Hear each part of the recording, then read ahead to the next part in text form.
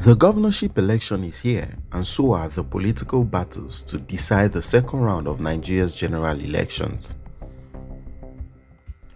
Since 1999, Lagos has been under the control of a political class that bows to only one man, Bola Tinubu. And for the first time, the Lion of Bodilon may face his biggest battle yet to retain control of his backyard, Lagos. But surely, Tinubu can't be the only one having sleepless nights worrying over how to ensure they maintain a tight grip on their states or political domains. In Kano and Kaduna, northwest Nigeria, Governors Abdullahi Ganduje and Nasir El-Rufai respectively must be feeling the heat as well.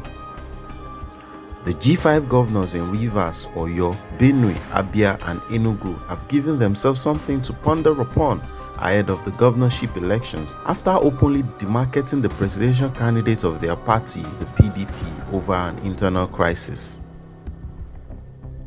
Let's start with Oyo State, where the governor, Seyi Makinde, one of the G5 governors or members of the Integrity Group, as they would like to be called, may have beaten more than he can chew. He probably didn't bargain for collateral damage when he joined four other PDP governors to demarcate his party's presidential candidate, Atiku Abubakar. Makinde's tacit support for Tinubu in the presidential election ensured the APC candidate won the state. But the APC has not stopped there. There are 3 senatorial districts and 14 constituencies in Oyo State. APC won all 3 senatorial seats and 8 of the 14 House of Reps seats, leaving Makinde's party PDP with 4 House of Reps seats. The remaining 2 were declared inconclusive. Already, the governor is at loggerheads with PDP chieftains in the state who cannot understand why their party leader thought he could have his cake and eat it. Now, it is his head that is on the chopping block as he seeks a second time in office.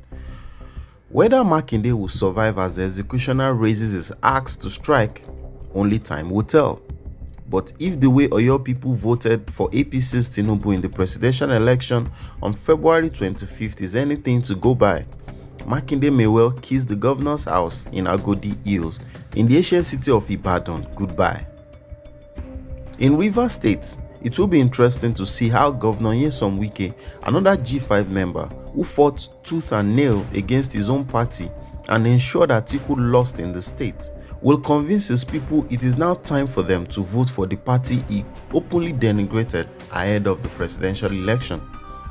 Fortunately for him, he has completed his 2 terms as allowed by the constitution, but unfortunately for him, the governorship candidate of the PDP in the state is his anointed candidate, Simini Alayi Fubara. Unfortunately for Fubara though, Wike's actions may have serious implications for his governorship ambition. But if Wike's reputation precedes him, what does it say? Well, there was violence in many parts of Rivers State on presidential election day as some youths took to the streets to protest against alleged attempts to manipulate the results of the election. At some point, the state collation officer, Professor Charles Teddy Adidas, adjourned the collation process, saying he was being threatened by some politicians and members of the public. There have been reports that Peter Obi of the Labour Party was cruising to victory in the state till a mysterious hand derailed the journey. Eventually, the results for the state were some of the last to arrive at the National Collation Center, sparking allegations of massive rigging. Let's just say many people have laid the blame at Governor Wike's door. And if truly as they say, history is important because it helps us to understand the present, then the security agencies will do well to proactively protect people's right to vote, while the electoral body INEC should also ensure all votes count. As it stands, there is no question that all kinds of forces will be again at play in the governorship and state assembly elections in the state. The question is, will the authorities do what is needed to guarantee free and fair elections in the state? As for the rest of the G5 governors, things seem to have already fallen apart. Governor Okeze Ikpeazu of Abia State, Governor Samuel Otom of Benue State, and Governor Ifeanyi Ugwuanyi of Enugu State all lost their bids to continue their friendship in the Senate after losing elections in their respective senatorial districts. Though they have lost round 1 of this fight, it is yet to see if they have any fight left in them to back their anointed candidates for governorship seats all the way. After all the southeast states, Enugu, Abia, Anambra, Imo, and Ebonyi capitulated to the Labour Party in the presidential elections, many Nigerians are patiently waiting to see if the governorship and state assembly elections will swing in the same direction or go with the APC or PDP. Whichever way the votes will swing, the fight is on. Apart from Lagos and Rivers, one of the states that presidential candidates want to win to boost their chances of winning is Kano. Consistently, Kano records a large number of voters, and the last presidential election was no exception. Its governor, Abdullahi Ganduje, is one of the major supporters of the APC and Tinubu, but that did not stop all of them from losing the state to NNPP and its candidate, Rabiu Kwankwaso, in the February presidential election. Kwankwaso polled almost 1 million votes to beat Tinubu to second place in the state with a total of 517,341 votes. Indeed, some people have said if they could measure the temperatures of the APC stakeholders in the state following the knockout blow they suffered at the hands of the NNPP in the presidential election, they would have temperatures reaching 40 degrees, which would imply severe stress. Basically, Nigerians do not need a soothsayer to know the ruling party in the state, APC, will see the governor and state assembly elections as round 2 and an opportunity to fight back. Hence, a key battle for the soul of Kano is at hand. Like Kano, like Kaduna, a state governed by another staunch APC member who failed to deliver the state to his party in the presidential elections. But while Ganduje's fights appear to follow a narrow path, the forces fighting against Kaduna State Governor Nasir El-Rufai are taking the highway. In southern Kaduna, which suffers frequent deadly attacks by suspected herders, El-Rufai is unpopular because he is perceived as not doing enough to stop the killings allegedly being carried out by his tribesmen. His confirmation that his government traced some Fulani herders responsible for killings in Kaduna to Cameroon and Niger Republic and paid them compensation made him more unpopular in Christian-dominated southern Kaduna. There are 17 governorship candidates from the various political parties in the race, but the major contenders are Senator Uba Sani of the ruling APC, Ashiru Isa of the PDP, Jonathan Ashake of the Labour Party, and Senator Suleiman Onkuyi of the NNPP.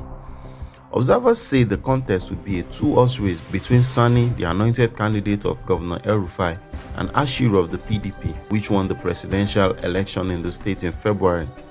Meanwhile, the Labour Party has proved that it is not a party to be pushed aside, judging by its performance in the presidential and legislative elections of February 25. The truth is that any party that underestimates Labour Party in today's elections does so at its own peril. And let's not forget that El-Rufai's anointed candidate, Sani, a serving senator, retained the governor's Muslim ticket introduced in 2019 by selecting the current deputy governor, Dr. Adisa Sabuwa, as his running mate. This has not gone well with the Christian population in the state, including the Christian-dominated southern Kaduna communities, some of whom have claimed there is an agenda against Christians in the state. Therefore, southern Kaduna will probably offer itself like a new bride for any candidate who can convincingly prove that his government would represent a departure from El-Rufai's style. All in all, the battle will be fierce. Then comes Lagos, the home of the Jagaban. Though he was declared winner of the recent presidential election, which is being challenged by his biggest rivals in court, the so-called godfather of Lagos politics failed to win in Lagos, his own backyard. He lost to Peter Obi of the Labour Party. Yes, he was declared the winner of the election, but the victory probably came with a lot of worries for his political dynasty. The victory must have left a bitter taste in Tinubu's mouth because it demystified his influence in the current Lagos politics and somehow diminished his status in Nigeria's commercial capital, where he was governor for 8 years between 1999 and 2007. And if you are unsure of what is going on in the APC camp in Lagos as Governor Babajide Sanwo-Olu gears up for the governorship election to secure a second term in office, just check the governor's Twitter handle. Since his political godfather lost in Lagos, Sanwo-Olu has appeared to be jittery, waving to every Lagosian he sees and shaking every hand. Come to think of it, who would blame him?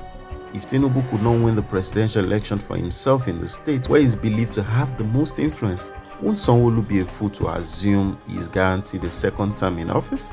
And it appears there has been an ugly curtain raiser to Saturday's governorship election with the recent arson attack in Akere Motor Parts and Allied Dealers Market, which is said to be dominated by Igbo people.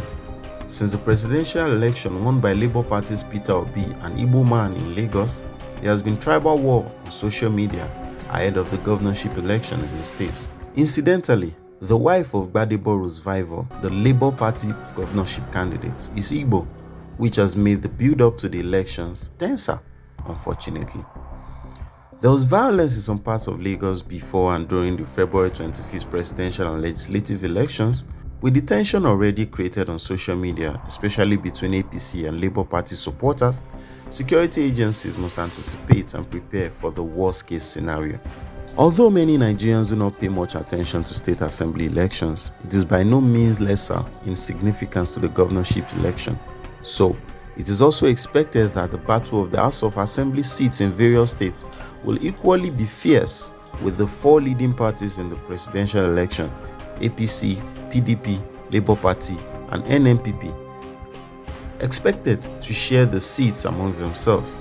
It is expected that many state lawmakers will lose their seats, but as long as it is the will of the people and it is through a free and fair election, what can we say? That is the beauty of democracy.